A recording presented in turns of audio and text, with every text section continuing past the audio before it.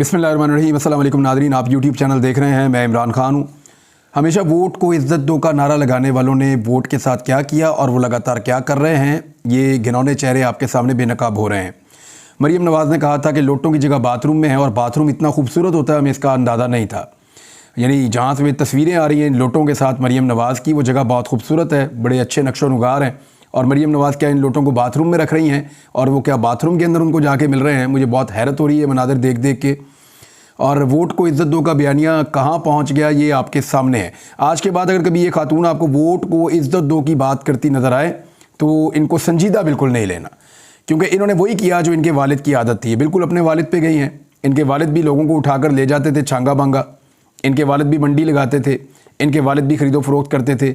उनकी बेटी एग्जैक्टली उसी नक्शे कदम पर चल रही हैं जिस गंदी और घटिया सियासत की बुनियाद, जिस हॉर्स ट्रेडिंग की बुनियाद मियां नवाज शरीफ साहब ने रखी। उनकी बेटी भी बिल्कुल उसी रास्ते पे चल रही हैं और वो अपने वालिद से बिल्कुल मुख्तलिफ नहीं हो सकती और उनका अंजाम भी अपने वालिद से मुख्तलिफ मेरे ख्याल में नहीं होगा। सियासत में ये लोग लीडर तो बन नहीं सकते, लेकिन इंतहाई घटिया दर्जे की सियासत करते हैं और ख़रीदो फरोख्त का जो है वो बाज़ार एक गर्म करते हैं। अभी मरीम नवाज़ के साथ किस किस ने ज्वाइन किया, मैं कुछ डाटा आपके सामने रख देता हूँ। और बड़े अजीब अजीब लतीफ़े हो रहे हैं पाकिस्तान में। यानी अजीब किस्म की बदतमीज़ी हो रही है कि एक आदमी जो है वो दिखाई देता है कि वो उसको अलीम खान मफलर पहना रहे हैं। अलीम खान से मफलर पहनता है, बाहर आता है, आके कहता है मैं तो शमूलियत नहीं की, ये तो मैं उनको चक्कर दे के आया हूँ, एक हिकमत अमली थी जिसके तहत मैंने किया है। वो मैंने चंद लोगों से बात की तो वो ये बताते हैं कि ये बंदा जो है कहीं पकड़ा गया था और इसको घेर घार के पहुँचाया गया अलीम खान के पास। तो इसने कहा जी मैं शमूलियत कर लेता हूँ। वहाँ इसने मफलर पहना, वापस आके फिर मुकर गया। इसने कहा जी मैं तो फंस गया था इसलिए मैं करके आ गया हूँ ये। अब पता नहीं वहाँ पे सच बोल रहा है या यहाँ पे सच बोल रहा है। यानी यहाँ पे आगे पब्लिक का प्रेशर है, लोग लोटे उठा उठा के मार रहे हैं, लोग वहाँ पे गालियाँ दे रहे हैं, सारे बैनर पोस्टर फाड़ रहे हैं, तो पुतले जला रहे हैं। और यहाँ पे लोगों का प्रेशर है, वहाँ पे भी लोगों का प्रेशर है। तो एक तरफ हल्के की आवाम का प्रेशर है और दूसरी तरफ जो है वो ताकत का, रियासत का उनका प्रेशर है और PMLN का और इलेक्शन कमीशन वालों का सबका प्रेशर है। तो वो दो तरफ बेचारे फंसे हुए हैं। जब तक ये हलफ नहीं ले लेते अरकान असम्बली, तब तक मेरे ख्याल में इनके लिए मुश्किलात रहेंगी। अब दोनों तरफ की बात वो बेचारा उम्मीदवार कर रहा था, उसका नाम है जी जाहिद इस्माइल भुट्टा। पहले उसकी फ़ोटो आ गई कि उसने ज्वाइन कर लिया, अलीम खान ने उसको मफलर पहना दिया गले में। बाद में वो कहता है जी मफलर पहन के भी कोई होती है शमूलियत। मैंने कोई नहीं, वैसे भी सर्दी है, लोग मफलर पहन लेते हैं, किसी से मांग के भी पहन लेते हैं। लेकिन बात यह है कि वो शमूलियत जो है ये एक अजीब बदतमीज़ी चल रही है इस मुल्क के अंदर। यानी बंदा गायब होता है, बंदा जाके ज्वाइन करता है, निकलता किसी के घर से है, वहाँ ज्वाइन करता है, वापस आके कहता है जी मैं तो मजबूरन करके आया हूँ ज्वाइन, मैं तो हिस्सा ही नहीं हूँ उस पार्टी का। तो इस तरह क्या मुल्क चलेगा? मुल्क का मजाक उड़ेगा, लोग हमारे ऊपर हंसेंगे और हंस रहे हैं। यानी आप ये हेडलाइन अगर आप देखें जो अल जज़ीरा ने लिखा, वो बहुत अफसोसनाक है। अल जज़ीरा ने लिखा कि यानी इंटरनेशनल मीडिया है, वो ये लिखता है कि मैंडेट थीव्स, शहबाज शरीफ की हुकूमत को वो करार देते हैं मैंडेट थीव्स, कि मैंडेट को चुराने वाले, चोर, जिन्होंने मैंडेट की चोरी की है। इससे पहले इस ख़ानदान के बारे में पैसों की चोरी की खबरें छपती थी पूरी दुनिया के अंदर, खबरें छपा करती थी, इन्होंने पैसा चोरी कर लिया, मनी लॉन्ड्रिंग कर ली, बेईमानी कर ली, पनामा में छप गई, इधर छप गई, कभी इनको पेंट हाउस पायरेट्स कहा जाता था। यानी कुछ भी इनके बारे में बहुत नेगेटिव चीज़ें माफिया करके छपती रही हैं। कभी आज तक इन्होंने चैलेंज नहीं किया, हमेशा इन्होंने सेटलमेंट ही की है या चुप करके बैठे रहे हैं। अब इनके खिलाफ छप गया कि मैंडेट थीव्स, कि इन्होंने मैंडेट भी चोरी कर लिया अवाम का। और ये अल जज़ीरा के अंदर चल रहा है। बहरहाल शहबाज शरीफ की हुकूमत है, लेकिन जिस तरह ये बंदे तोड़े जा रहे हैं, अभी कुछ बंदे और तोड़े हैं और बंदे तोड़ तोड़ के बेईमानी कर कर के लोगों को ज़बरदस्ती हरा हरा कर, यानी फॉर्म 45 के मुताबिक अगर जाएंगे तो कौन जीतेगा? पाकिस्तान तहरीक इंसाफ। लेकिन फॉर्म 47 के मुताबिक आप जाएंगे तो कौन जीतेगा? नून लीग। अब पूरे मुल्क में रोला यही पड़ा हुआ है।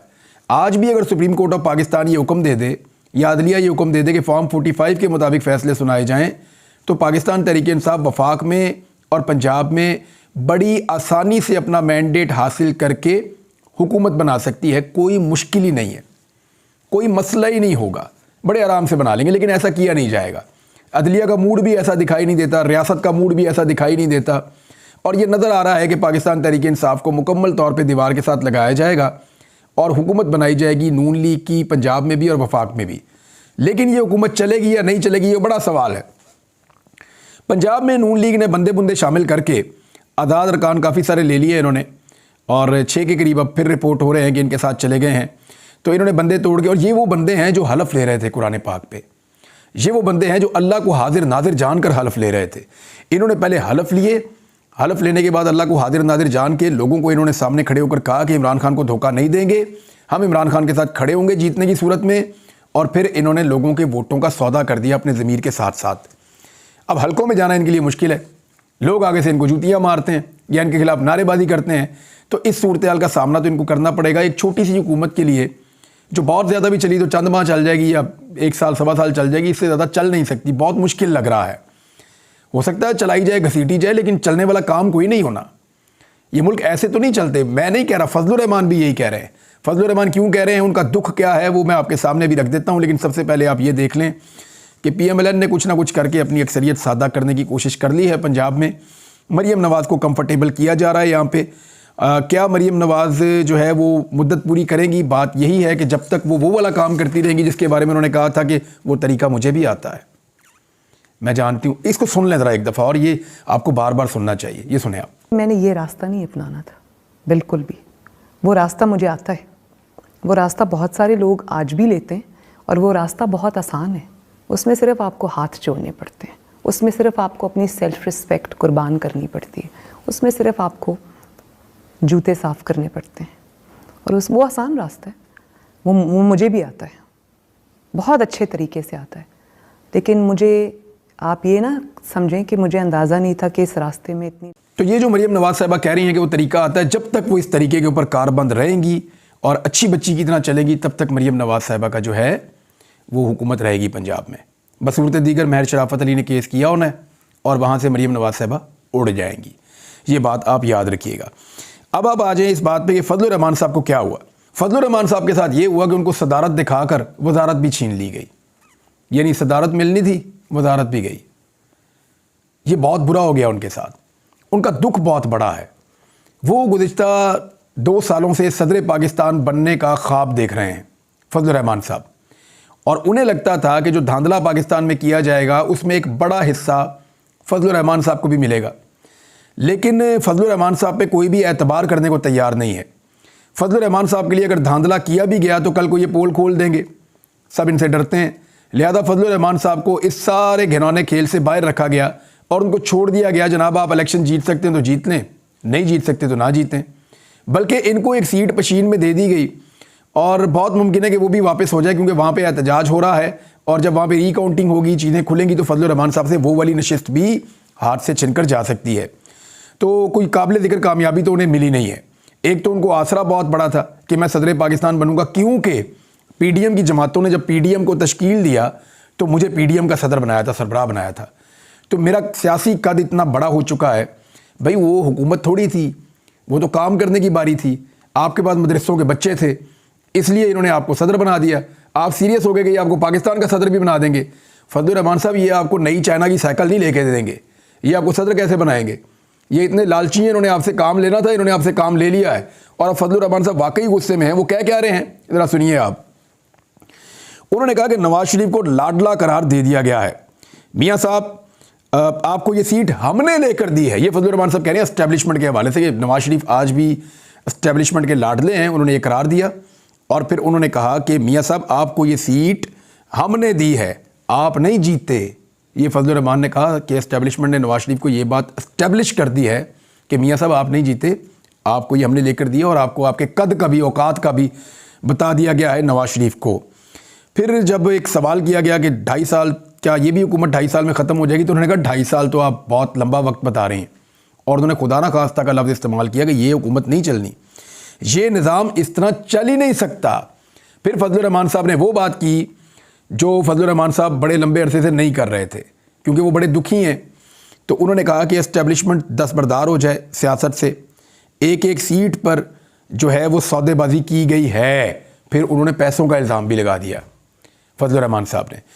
यानी आप अंदाज़ा करें कि फजलुर रहमान साहब वो शख्सियत है कि अगर इनको हाथ पकड़ के जिताया जाए तो ये साथ खड़े हो जाते हैं, और अगर इनको ना जिताया जाए तो फिर ये गालियाँ देने पर उतर आते हैं। फजलुर रहमान साहब को मैदान खुला दिया गया था कि आप अगर जीत सकते हैं तो जीत जाए, अब फजलुर रहमान साहब ने अपनी दुर्गत इतनी बना ली शहबाज शरीफ की हुकूमत का हिस्सा बनकर, जरदारी साहब और शहबाज शरीफ साहब के साथ बैठकर फजलुर रहमान साहब ने अपनी सियासी वक़्त ख़त्म कर दी और खैबर पख्तूनख्वा और बलूचिस्तान में उनको मार पड़ गई। यहीं से उनको इलेक्शन जीतने होते हैं। सिंध के अंदर भी उनकी बहुत पतली हालत हो गई, तो फजलुर रहमान साहब की जीत बहुत स्क्वीज़ हो गई। जो पहले भी उनके पास था वो भी उनके पास नहीं रहा, खुद भी हार गए, फैमिली के सारे लोग भी इलेक्शन हार गए। तो फजलुर रहमान साहब काफ़ी दुख में और तकलीफ़ में है। और वही बात है कि सदारत दिखाई हो किसी बंदे को, फिर वजारत भी ले लें। वो पंजाबी का एक वो शेर होता है ना, सानू नहर वाले पुल ते बुला के ते खबरें भाई किधर रह गया। तो फजलुर रहमान साहब को बुलाया सब ने, जब वो पहुँचे तो आगे कोई था ही नहीं और उनको वो ओहदे ही नहीं मिले जिसकी वो तलबगार थे। ये हालात उनके लिए बहुत बुरे हैं। उनका शिकवा एक्चुअली क्या है, वो ये है कि जब नवाज शरीफ को उसकी हारी हुई सीटें जितवाई जा सकती हैं तो मुझे क्यों नहीं। अगर नवाज शरीफ के लिए पंजाब के बड़े बड़े शहरों के अंदर जहाँ पे मीडिया भी मौजूद है और लोग आवाज़ भी ज़्यादा उठाते हैं, अगर नवाज शरीफ के लिए बड़े बड़े शहरों के अंदर धांधला किया जा सकता है, झुर्दू फेरा जा सकता है, तो मेरे लिए दूर दराज इलाकों में ऐसा क्यों नहीं किया जा सकता। ये सवाल फजलुर रहमान साहब को खुद अपने आप से पूछना चाहिए। वो तारीख की गलत सिमत खड़े थे और उन्होंने गलत रास्ता इख्तियार किया, उसका खमियाजा उनको भुगतना पड़ेगा। फजलुर रहमान साहब ने तो यहाँ तक कह दिया है कि ऐवान में नहीं मैदान में फैसला होगा। अब यानी वो धमकी दे रहे हैं एहतजाज किया। फजलुर रहमान साहब को ऐसा क्या दिया जाएगा जिसके बदले में फजलुर रहमान साहब मान के इस हुकूमत का हिस्सा बन जाएं। देखें, फजलुर रहमान साहब बड़े सस्ते के अंदर अपना सौदा कर लेते हैं और मुझे नहीं लगता कि ये इतनी बड़ी हार और इतना बड़ा झटका भी फजलुर रहमान साहब को जो है वो इम्पैक्ट डाल सकेगा उनके ऊपर। और बहुत मुमकिन है कि कुछ अरसे के बाद जब उन्हें समझ आए तो वो इस हुकूमत का हिस्सा भी बन जाएं। लेकिन फ़िलहाल वो गुस्से में हैं और पोल पे पोल खोलते चले जा रहे हैं। गुस्सा ये है कि नवाज शरीफ को जो सहूलतकारी की गई वो सहूलतकारी मुझे क्यों नहीं दी गई। फिर फजलुर रहमान साहब कहते हैं कि 2018 के इलेक्शन से बड़ी धांधली हुई है इन इंतखाबात में। यानी 2018 के इंतखाबात के खिलाफ फजलुर रहमान साहब पूरे 3.5 साल घर बैठने पर राज़ी नहीं थे। उन्होंने बहुत टका के एहतजाज किया था और उस छोटी धांधली के ऊपर फजलुर रहमान साहब के बकौल वो छोटी धांधली थी, उस पर फजलुर रहमान साहब ने कहा था कि हम बैठने के लिए तैयार नहीं है, हलफ ही कोई ना ले जाए ना कोई असम्बलियों के अंदर, ये फजलुर रहमान ने कहा था। लेकिन अब क्योंकि उससे बहुत बड़ी धांधली हो गई है तो फजलुर रहमान साहब कह रहे हैं कि मैं बैठूंगा तो सही असम्बली में जाके, लेकिन शहबाज शरीफ को वोट नहीं डालूंगा और मैं हुकूमत का हिस्सा नहीं बनूंगा। तो अगर शहबाज शरीफ अपोजिशन में बैठते हैं तो अपोजिशन लीडर तो होगा इमरान खान का, तो इमरान खान के अपोजिशन लीडर के झंडे के नीचे फजलुर रहमान साहब कैसे लगेंगे। मेरे ख्याल में वो अपने गुनाहों का, अपने उन तमाम सियासी गुनाहों का जिनका वो हिस्सा रहे और जिनका खुमियाजा पाकिस्तान की कौम ने भुगता, फजलुर रहमान साहब उनका कुफ़ारा अदा कर सकते हैं अगर वो इस झंडे के नीचे खड़े होकर सही तरह अपोजिशन का किरदार अदा करें। तो उनकी साख भी सियासी जो है वो बहाल हो सकती है। शायद उनको अब इस बात की ज़्यादा फ़िक्र है कि उनकी सियासी साख वापस बहाल हो जाए। नाज़रीन, चीज़ें और भी आपके साथ शेयर करूँगा आने वाले वीलॉग्स के अंदर, क्योंकि डेवलपमेंट बहुत तेज़ी से हो रही है, चीज़ें बदलती चली जा रही हैं।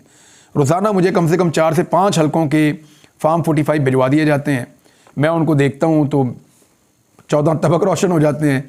जिस किस्म का धांधला पाकिस्तान के अंदर किया गया है, यानी इसको आप धांधली भी नहीं कह सकते, इसको आप जुर्दू भी नहीं कह सकते, इसको आप बदतमीज़ी कह सकते हैं जो हुई है इस मुल्क में। अब तक के लिए इतने, अपना ख्याल रखिएगा, अपने चैनल का भी। अल्लाह हाफ़िज़।